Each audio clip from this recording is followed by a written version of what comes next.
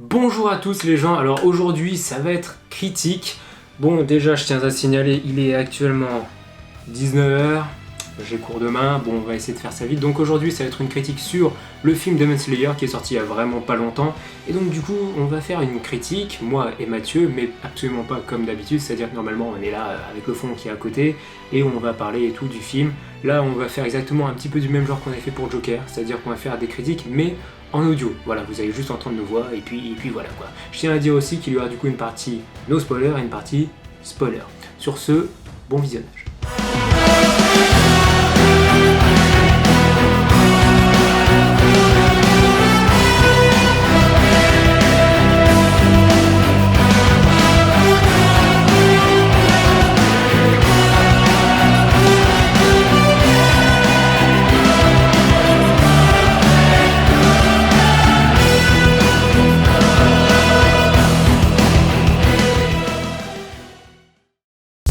Demon Slayer, le train de l'infini, dit de son titre original, 劇場版鬼滅の刃無限列車編 est la suite directe de la première saison de l'anime sorti en 2019. Ce n'est que un an plus tard qu'il sortira au Japon, avant de sortir en France seulement en ce mois de mai 2021. Réalisé par Haruo Sotozaki, on y suit donc Tanjiro, accompagné de Zenitsu, Inosuke et de sa sœur Nezuko, à bord d'un mystérieux train qui serait la cause d'enlèvements étranges provoqués par des démons. Face à cela, les pourfendeurs envoient Rengoku Kyojiro, l'un des 9 piliers, afin d'y enquêter. Une partie spoiler sera annoncée lorsque je commencerai, moi et Mathieu, à spoiler le film. En attendant, vous pouvez regarder la vidéo tranquille si vous ne l'avez pas vue. D'abord, je tiens à dire que je n'ai pas attendu la fin du film pour le voir. J'ai comme à ma grande habitude vu tout ça sur streaming avant d'aller le voir en salle une semaine plus tard avec l'équipe. Ce second visionnage était important pour me rappeler la grande différence entre mon PC et une salle de cinéma. Aussi bien pour les émotions que les mecs qui crient Eren Yeager dans ma gueule. Eren Yeager. Je tiens à dire qu'il n'est pas forcément obligé de voir la saison avant le film. Certes, c'est préférable, mais il est facile de comprendre si vous ne connaissez rien à l'univers. Le film est beau, mais aussi bien visuellement qu'auditif, on sent qu'il y a eu du travail dans la mise en scène apportée qui fait vraiment plaisir. La 3D, de son côté, se marie plutôt bien avec la 2D, du moins bien mieux que la saison. La franchise continue à donner du lourd dans ses combats qui sont ma foi impressionnantes, bien rythmés et surtout émouvants. Si on prend le film tel qu'il est, il est facilement divisible en deux parties distinctes. L'une à bord du train et la seconde sur la terre ferme. La durée du film est à mon sens aussi bien à mon premier que mon dernier visionnage, trop court. Il manque à mon sens 10 bonnes minutes pour relancer la suite car la fin se coupe à mon sens brutalement. En ce qui concerne l'humour, bon, globalement, ça vole pas très haut, hein, c'est classique à tout animé. Une exception peut-être bien pour Rengoku à travers son caractère malaisant. De plus, le personnage, bien qu'on le connaît que depuis le début du film, est touchant et nous aide à sympathiser pour le personnage. Bon, j'ai dit tout ce que je voulais dire en partie no spoil, alors à présent on va passer en partie spoiler. Les rêves sont à mon sens mal rythmés. Je sais pas si c'est trop court ou trop long, mais je trouve qu'ils sont, à mon sens, mal utilisés pour Zenitsu et Inosuke. Les rêves n'ont pour eux aucun sens d'une épreuve quelconque empêchant le développement de ces deux personnages dans le film. Le personnage de Nezuko est là, et c'est tout quoi, y a rien de spécial quoi. Et ce qui est tout le contraire de Tanjiro.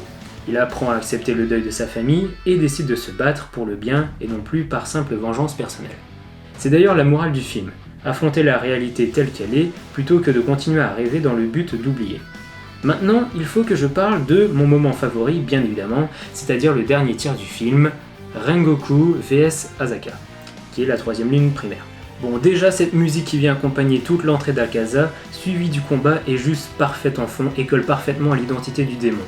Ce combat est l'équivalent d'une montagne russe. On est en joie, on est en PLS, on a espoir, on est en désespoir, tout est parfait dans le suspense à portée.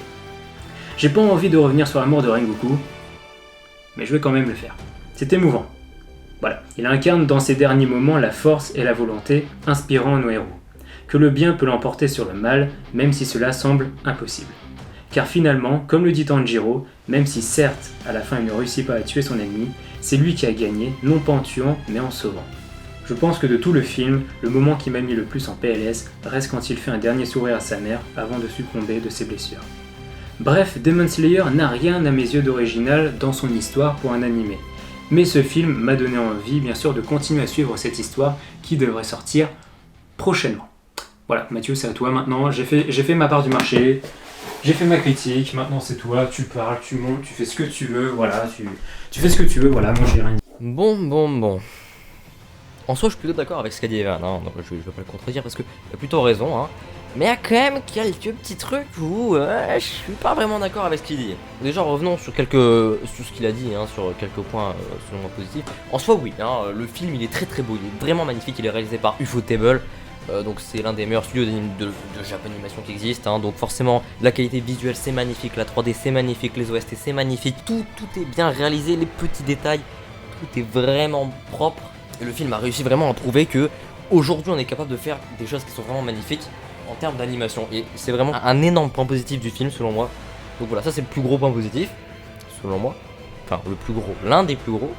Par contre, l'un des premiers points déjà, où je suis pas vraiment d'accord avec ce qu'a dit Evan, c'est quand il dit que le film est trop court. C'est-à-dire qu'il manque, on va dire, entre guillemets, 10 minutes pour une bonne conclusion. Et aussi avec le fait qu'il dit que, en soi, le film on peut l'avoir vu même si on n'a pas vu la première saison de Demon Slayer.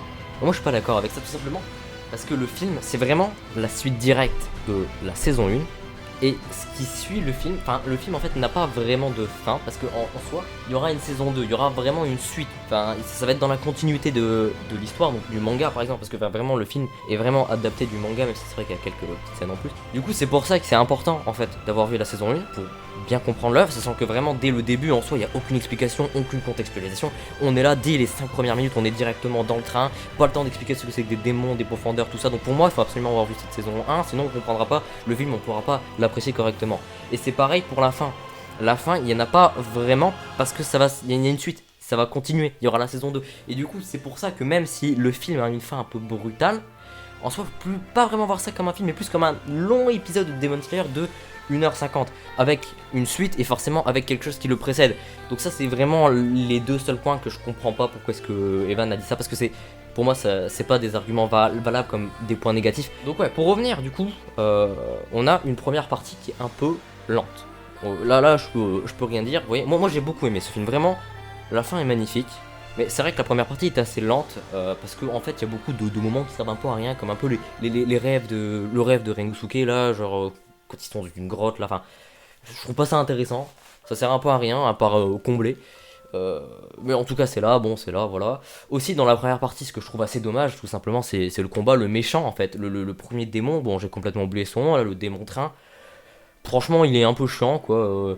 On le développe, enfin c'est pas qu'on le développe mais on le tease beaucoup dans la saison 1, dans la fin de la saison 1 finalement il sert un peu à rien, il meurt très facilement, bon, pas vraiment de motivation, d'attention, ouais, il est nul concrètement, faut se le dire.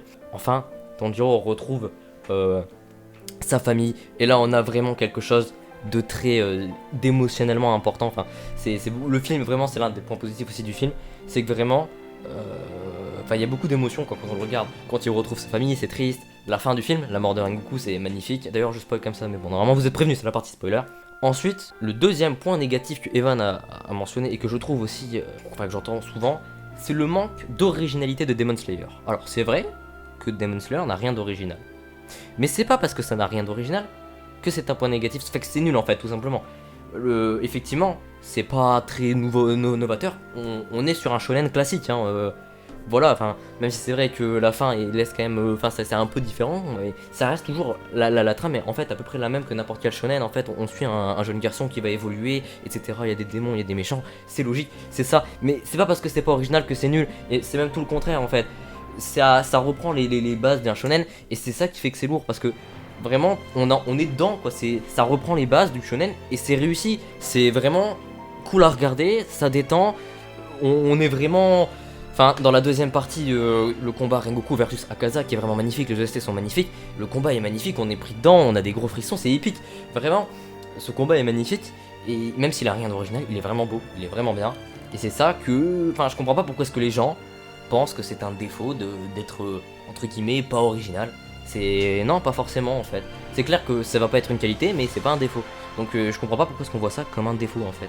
Et puis même, au contraire, même si c'est assez basique, peu original, c'est vraiment bien réussi parce que, comme je vous dis, le Kimetsu no Yaiba et surtout ce film en fait, vraiment émotionnellement, je sais pas pourquoi, mais t'es vraiment. Enfin, je sais pas, moi j'ai vraiment été pris dans le film quoi. Genre, bon, j'ai pas non plus au point de pleurer à la fin, mais c'est vrai que c'est super triste quand même la fin. Rengoku, quel personnage incroyable d'ailleurs. Attardons-nous juste 2 minutes sur ce personnage. Une si belle mort, si digne quand il revoit sa mère et tout. Son thème, ses OST, tout est magnifique. Le sourire, enfin vraiment la fin du film. De toute façon, si vous avez vu, normalement, vous savez de quoi je parle. Hein. Vraiment, c'est très très très bien réussi. La deuxième partie du film est vraiment parfaite, voilà. Sinon, bah, je pense qu'en soi, j'ai rien d'autre à dire en fait. Hein. Vraiment, le film est vraiment bien, quoi. Enfin, moi, j'ai vraiment bien kiffé. Si je devais lui donner une note, ce serait peut-être un truc, quelque chose comme 9 sur 10. Parce que bon, même si la partie 1 elle est vraiment lente, la partie 2 elle compense. Elle rattrape vraiment, elle est vraiment magnifique, je trouve. Et pour répondre, et aussi une petite dernière question, est-ce que Demon Slayer est surcoté? Selon moi, non, ça ne l'est pas. Franchement, moi, après, je suis un grand fan. C'est peut-être pas non plus totalement objectif. Hein, c'est un peu subjectif. Il y a beaucoup de mon avis, mais je pense quand même avoir plutôt raison. Puis voilà. C'est tout en fait. J'ai rien d'autre à dire. Abonnez-vous, mettez des likes. Et voilà. Enfin, l'outro commence un peu à devenir long. 手を伸ばし